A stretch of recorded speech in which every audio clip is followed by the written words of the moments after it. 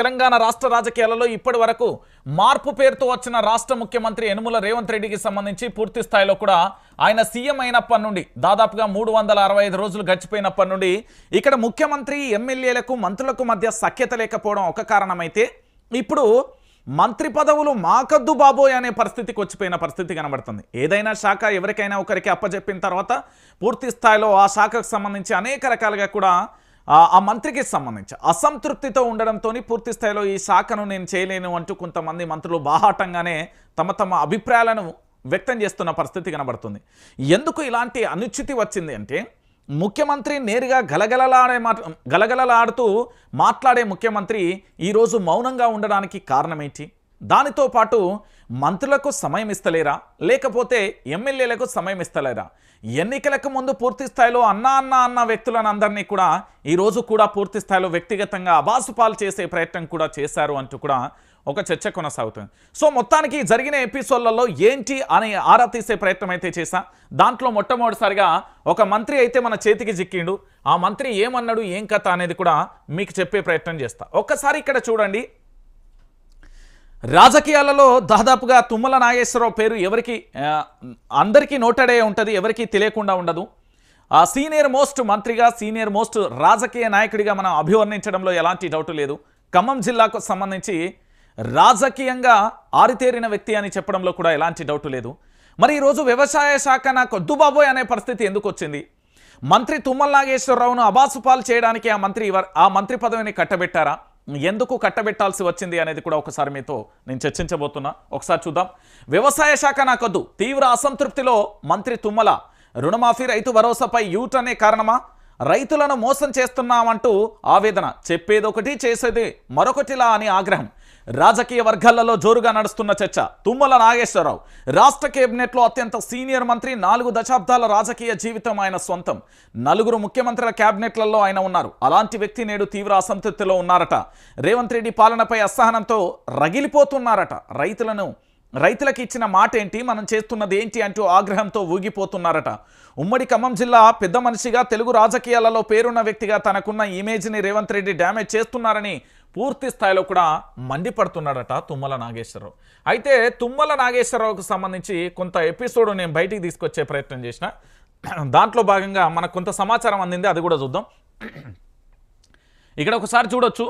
రాష్ట్ర వ్యవసాయ శాఖ మంత్రిగా తుమ్మల నాగేశ్వరరావుకు సంబంధించి ఒక వార్త చర్చనీయ అంశంగా మారుతుంది. సీనియర్ మంత్రిగా రైతులకు ఏమీ చేయలేకపోతున్నానని, ఇక తనకు సెలవు ఇప్పించాలని కేబినెట్లో భేటీలో తెగేసి చెప్పారట. వ్యవసాయ శాఖ తనకొద్దని, తాను ఉండనని కుండ బద్దలు కొట్టారట. రాష్ట్ర రాజకీయాలలో ఇదొక హాట్ టాపిక్గా మారింది. అత్యంత సీనియర్ మంత్రియే విసుగు తెప్పించిన మ్యాటర్ ఏంటన్న చర్చ జరుగుతుంది.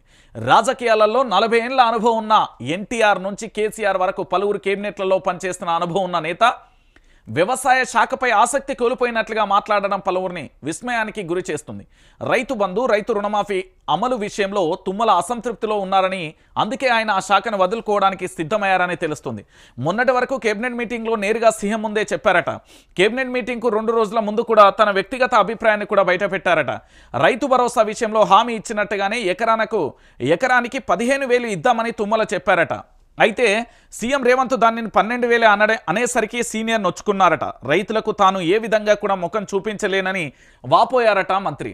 అంతేకాక రుణమాఫీ పైన ఇలాగే చేసిన దగ్గర నుంచి, అంటే రుణమాఫీ పైన కూడా ఇలా చేసిన దగ్గర నుంచి ఆయన గుర్రుగా ఉన్నారని సమాచారం.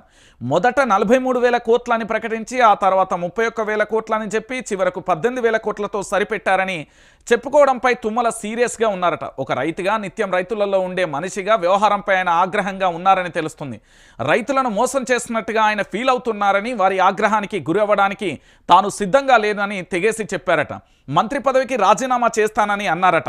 రైతు భరోసాపై ప్రభుత్వ తాజా నిర్ణయం తర్వాత వ్యవసాయ శాఖ మంత్రిగా కొనసాగలేనని తెగేసి చెప్పారట. రాజకీయ వర్గాలు, మీడియా సర్కిళ్లలో దీనిపై జోరుగా చర్చ కొనసాగుతుంది.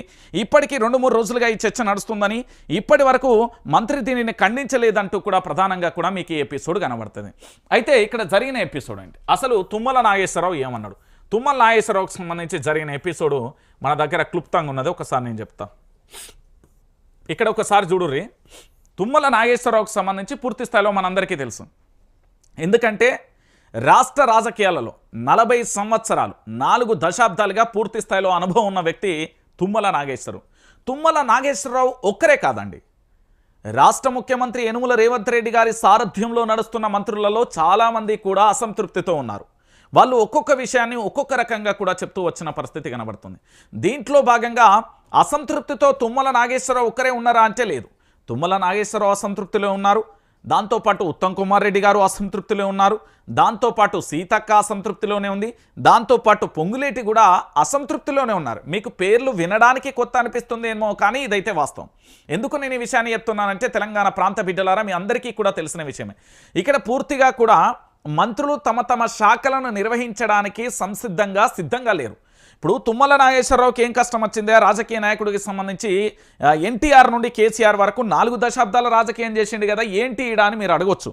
ఇక్కడ ఏంటి అంటే, పూర్తి స్థాయిలో ఒక మంత్రి శాఖను తాను తీసుకున్న తర్వాత సమర్థవంతంగా నిర్వహించకపోతే ప్రజల నుంచి వచ్చే ఆగ్రహానికి బలవాల్సిన అవసరం ఉంటుంది.